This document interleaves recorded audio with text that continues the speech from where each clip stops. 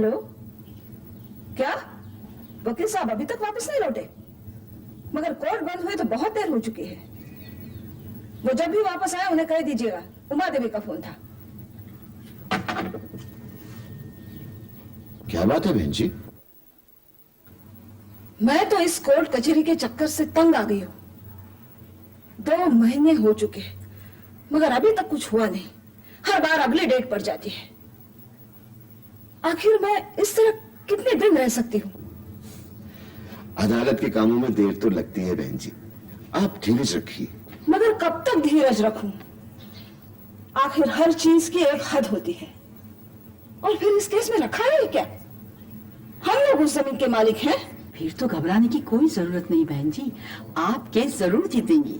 लेकिन कब जीतूंगी? मैं तो अपने नागपुर के सारे काम छोड़कर यहाँ बैठी हूँ।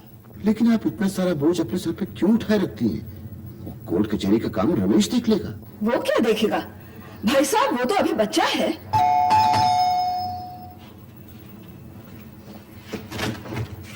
मुन्ना, कितनी देर लगा दी?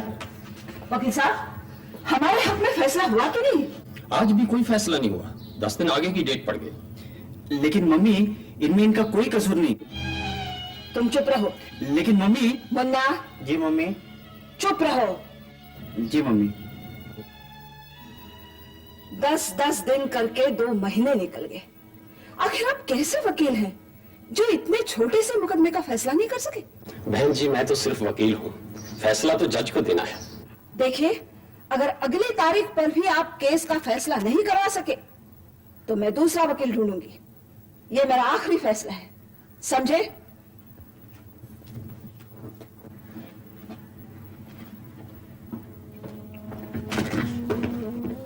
प्लीज वकील साहब, आप मेरी बात तो सुनिए। मैं कुछ नहीं सुनना चाहता।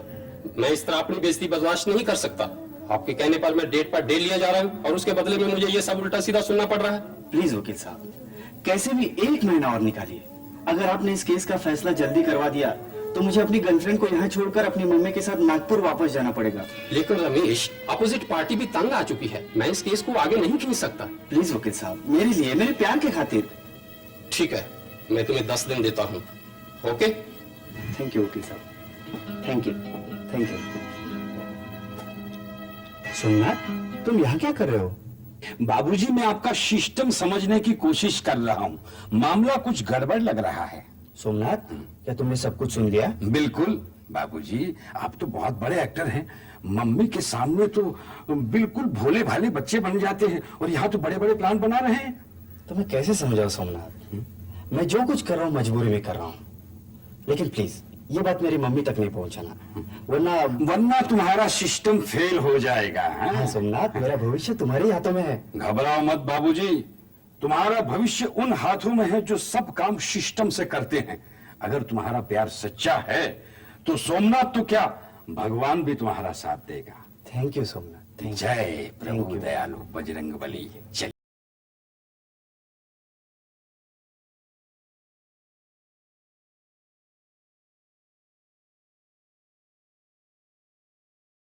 पिछले आधे घंटे से तुम्हारा इंतजार कर रही हूँ। सॉरी डार्लिंग, मैं जल्दी आना चाहता था लेकिन मम्मी वकील बदलना चाहती। मैं उन्हें समझा रहा था कि वो ऐसा ना करे वरना सब गड़बड़ हो जाएगा। तुम वकील का सहारा कब तक लेते रहोगे? आखिर तुम अपनी मम्मी को सब कुछ बता क्यों नहीं देते? आरती, मेरी मम्मी लव मैरिज के बिल्कुल खिलाफ है। अगर ये बात थी तो फिर तुमने मुझसे प्यार ही क्यों किया? क्योंकि तुम मुझे अच्छी लगी। Come on, Chopper, darling. Come on, man. Come on. Yes sir. Public telephone किधर है? फोन करना है। इधर है। Thank you. Come, darling. तुम क्यों छुपी? ये लोग मेरे मम्मी डैडी को जानते हैं, लेकिन तुम? हम लोग जहाँ पेंगेज रहते हैं ये लोग उनके पड़ोसी हैं। अगर ये लोग मुझे यहाँ देख लेते तो ये खबर मम्मी तक पहुँच जाती। ठीक है, तुम इसी तरह अपनी मम्मी से सब कुछ छुपाते रहो। तब तक मेरे डैडी मेरी शादी के लिए कोई दूसरा लड़का ढूंढ देंगे। क्या तुम्हारे डैडी तुम्हारे लिए लड़का ढूंढ रहे हैं? तो क्या वो मुझे सारी उम्र कवारा ही रखेंगे? Very good. क्या इसका मतलब तुम मुझे अब तक बेवकूफ बना रहे थे? नहीं आरती, ये बात नहीं है। दरअसल अब मुझे अपनी मुश्किल हल करने का रास्ता मिल गया है। कैसा रास्ता? अब हमारी शादी लव मैरिज नहीं, अरेंज मैरिज होगी।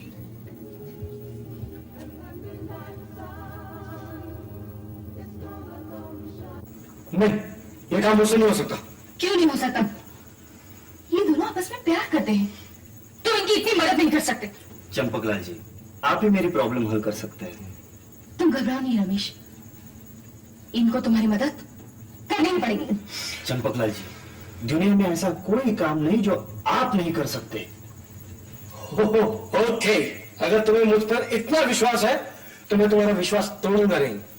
अब तुम हर चीज अंकल चंपक लाल पे छोड़ दो। Thank you uncle. You are welcome. क्या थोड़ी शक्कर में और डाल सकता हूँ? थैंक यू बेटा। देखिए ना कांता जी, वक्त गुजरते बिल्कुल पता नहीं चलता। ये आरती कल तक बिल्कुल छोटी सी थी, आज इतनी बड़ी हो गई। अब इसकी शादी के लिए सोचिए आप। शर्म आ गई। हम लोग लड़का ढूंढ रहे, एक तो देखे भी थे मगर पसंद नहीं आए। कहीं ऐसा तो नहीं कि आरती ने कोई लड़का खुद ही पसंद कर लिया हो? नहीं चंपा, हमारी आरती तो ऐसी नहीं है। दैट्स राइट भाभी जी, लव मैरिज के तो मैं बिल्कुल खिलाफ हूँ।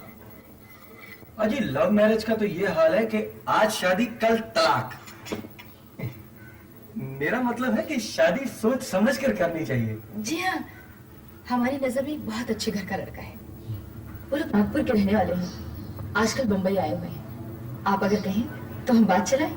अगर लड़का अच्छे घर का है तो जरूर बात कीजिए। आपके पास उसका कोई फोटोग्राफ है? अजी फोटोग्राफ की क्या जरूरत है, लड़का गुणवान है, सुशील है, स्मार्ट है। तो फिर ठीक है, लड़का लड़की दोनों एक दूसरे को देख लेते हैं। अगर दोनों एक दूसरे को पसंद आ जाए तो हम बात पक्की कर देंगे। तो ठीक है, लड़का लड़की दोनों अकेले में मिल लेते हैं। क्यों जी? जब तक रिश्ता पक्का नहीं हो जाता, हमारी लड़की लड़के से अकेले में क्यों मिले? चंपा, तुम ठीक कह रही हो।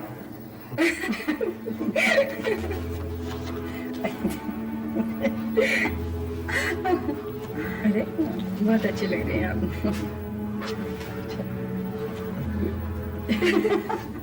ये कौन? क्या बात है बहन जी, आप इतनी परेशान क्यों हैं? मुन्ना अभी तक वापस नहीं आया। मुझे कहकर गया था आधे घंटे में वापस आऊंगा, और अब तो अंधेरा भी हो गया। रास्ते में किसी काम से रुक गया होगा। कुछ भी हो, मैंने उसे कितनी बार कहा है कि हमेशा सूरज छुपने से पहले घर लौटाया करो। आप तो खामखा परेशान होती है, रमेश समझदार है। लेकिन भाई साहब,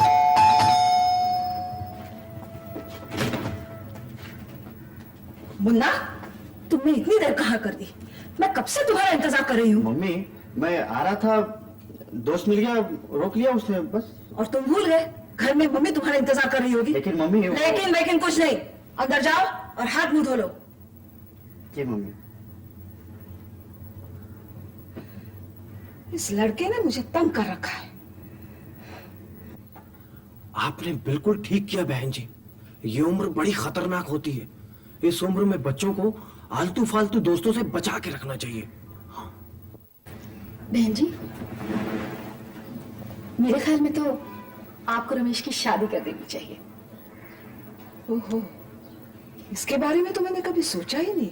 हमारी नजर में एक बहुत अच्छे खानदान की लड़की है, देखने में भी बहुत सुंदर है। आप कहे तो बात करें।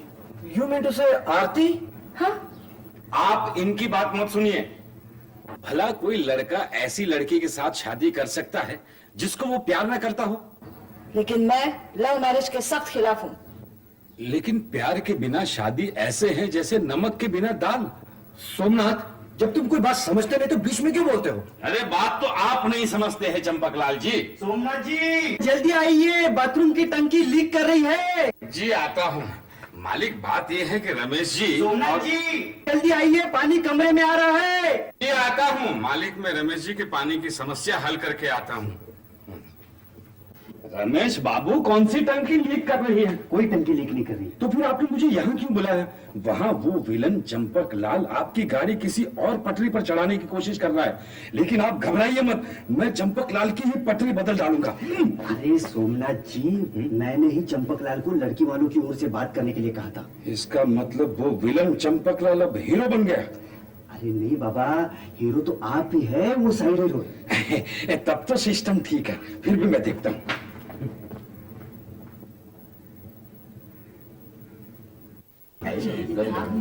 अरे भारती, शर्माती क्यों हो? लो ना। अपना दिन भूल गई शारदा? तुम भी तो चाय का कप नहीं संभाल सकी थी। तब बात और थी, अब जमाना बदल गया है।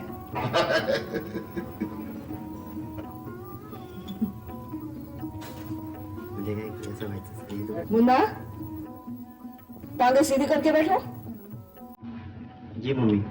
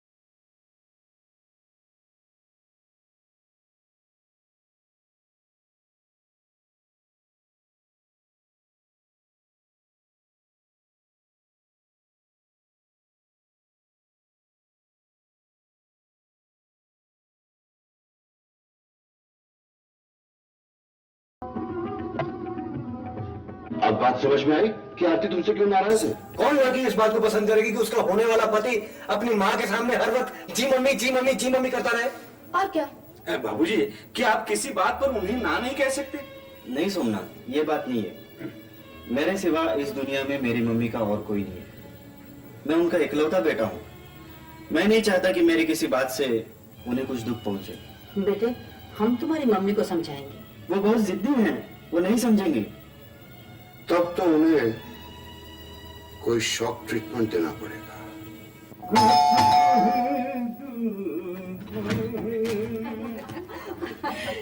सोमनाथ, सोमनाथ, मुन्ना कहाँ है? अपने कमरे में होंगे। मुन्ना जी, आपने मुझे बुलाया अंकल? हाँ, मेरे को भी लगा। अरे मम्मी आ गई, मम्मी आ गई, मम्मी आ गई, मम्मी आ गई, मम्मी आ गई, मम्मी आ गई, मम्मी आ गई। मम्मी, तुम बाजार गई थी ना, तो मेरे लिए वो चाबी वाली मोटर रेलगाड़ी लाई हो ना? हाँ, मम्मी। ये सब क्या हो रहा है मुन्ना? मम्मी, आप गुस्सा नहीं होना, वरना मैं रोने लगूंगा। ऐसा मत करिए बाबूजी, मैं बच्चों को रोते हुए नहीं देख सकता। ठीक है, मैं नहीं रहूंगा, लेकिन पहले आप घोड़ा बनिए। गधे को घोड़ा बना रहा हूँ। आप घोड़ा बनिए ना। अरे बनता हूँ, बनता हूँ, बनता हूँ। आप घोड़ा बनिए। सिस्टम। आप घोड़ा बनिए पहले। भाई साहब, भाई साहब, क्या हुआ बहन जी? भाई साहब, जल्दी आइए, देखिए मेरे मुन्ना को क्या हो गया। There is no system. अरे हमारी क्या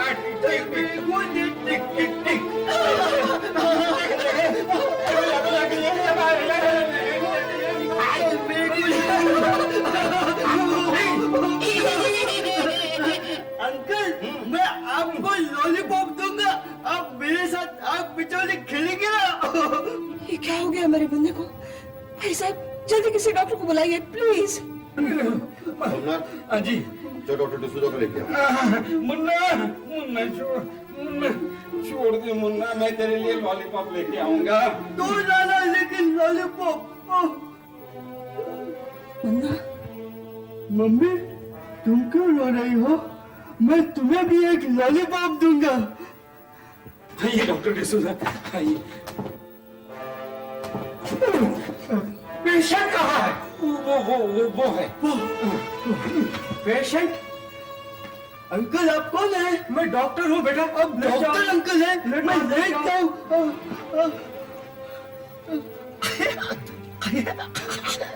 डॉक्टर अंकल बहुत गुदगुदी होती है। घबराने की कोई बात नहीं, 10 साल की उम्र के लिए बच्चा बिल्कुल तंदुरुस्त है। 10 साल? डॉक्टर साहब, इस लड़के की उम्र 22 साल है। आप मजाक कर रही हैं? 10 साल का तो बच्चा है ये। नहीं डॉक्टर, इसकी उम्र 22 साल ही है।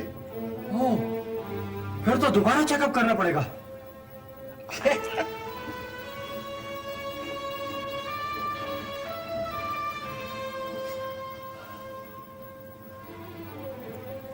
इस लड़के को कोई दिमागी शॉक पहुंचा है।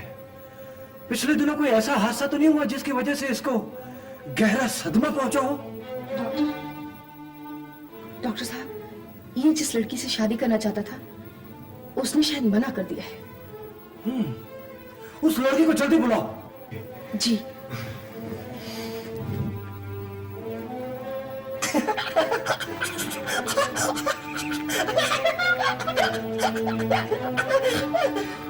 अब समझ में आया।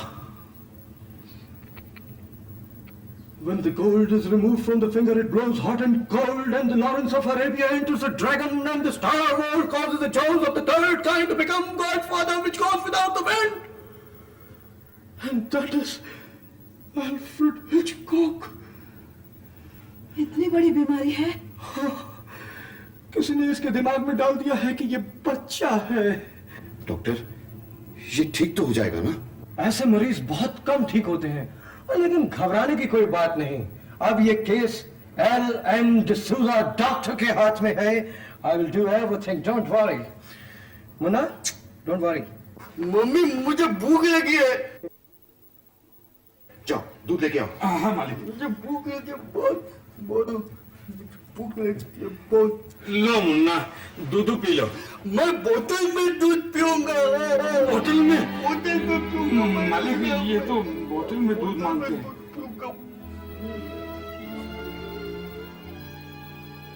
लगता है इसे रिवर्स गियर लग गया है। ये पीछे बचपन की तरफ जा रहा है। प्लीज डॉक्टर साहब, कुछ कीजिए। अरे आंटी आंटी, अरे आंटी आंटी आ गई, आंटी आंटी आ गई, आंटी आंटी आ गई। रमेश, ये तुझे क्या हो गया? मम्मी मुझे रमेश मत कहो, मैं मुन्ना हूँ। तुम मुन्ना नहीं हो बेटे, तुम 22 साल के लड़के हो।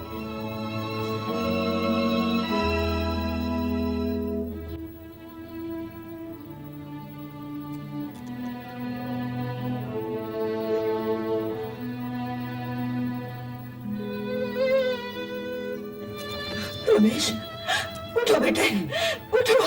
देखो तुम मुन्ना नहीं हो, तुम रमेश हो। मैं तुम्हारी माँ कह रही हूँ कि तुम रमेश हो।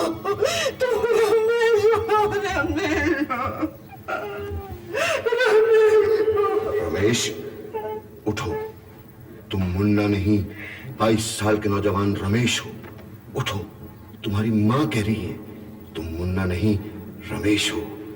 हाँ रमेश हो। हाँ मैं मुन्ना नहीं हूँ। नहीं, मैं रमेश हूँ। रमेश हो। मैं मुन्ना नहीं हूँ। नहीं रमेश हो। मैं मुन्ना नहीं हूँ। रमेश हो। मैं रमेश हूँ। हाँ मैं रमेश हूँ। हाँ मैं रमेश हूँ। हाँ। अगर मैं मुन्ना नहीं हूं तो ये भी डॉक्टर डिसूजा नहीं है। ये सब क्या है? बहन जी, गुस्सा नहीं। आज तक आपने अपने बेटे को अपने आगोश में रखा, एक कली की तरह संभाल कर। उसे फूल बनने दीजिए, देखिए कैसा निखार आता है। हमें अपने बच्चों पर भरोसा करना चाहिए। बहन जी, आदमी गलती करके ही सीखता है। मम्मी, कुछ लोगों का कहना है कि उन्हें जवान लड़के से शादी करनी है, किसी मुन्ने से नहीं। आरती, यहाँ मम्मी, ये आरती है और मैं इसे प्यार करता हूँ। देख क्या नहीं है बहन जी, इन्हें आशीर्वाद दीजिए। हाँ, अपनी बूढ़ी माँ को कितना सताया रे। रमेश बाबू, रमेश बाबू, अब मैं और वकील साहब, अब आप फैसला सुना सकते हैं। फैसला हमारे हक में हुआ है। आज से हर फैसला हमारे ही हक में होगा।